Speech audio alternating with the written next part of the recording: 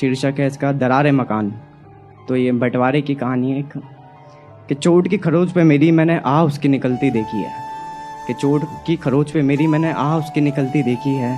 सालों से किचन में मैंने 2 हथेलियाँ जलती देखी है। कि सालों से किचन में मैंने 2 हथेलियाँ जलती देखी है। मौत के मंजर में क्या ही देखूंगा, मैंने तकलीफ़ों में मेरी माँ पलती देखी है।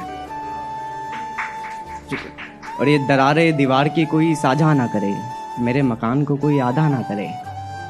कि इस मकान का दरवाज़ा एक ही रहने दो, उस बूढ़े बाप को भी तो कुछ कहने दो। और तमसील आंखें तो ये भर भर के सूख गई, अब फ़कत इन आंसुओं को थोड़ा बहने दो।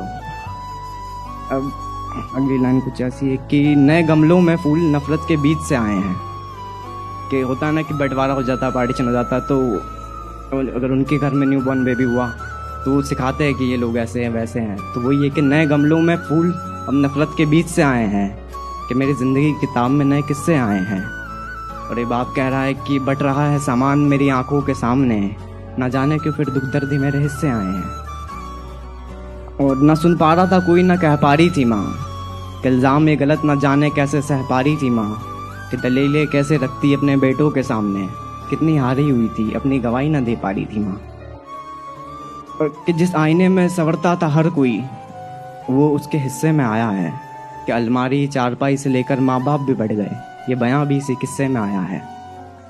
और तुलसी भी सूख गई इस बंटवारे के आंगन में, झुलसती माँ खिड़कियाँ उठी कि सबसे बड़ी अभागन में। और रंजिशें आपसी सुलझी नहीं, दूरी बढ़ती रही, फैसला एक झूठ पर लिए। कि रंजिशें आपसी सुलझी नहीं, दूरी बढ़ती रही, फैसला एक झूठ पर लिए। कि बूढ़े सीने पे एक बोझ बढ़ा, इल्ज़ाम ये सारे उसने खुद पर लिए।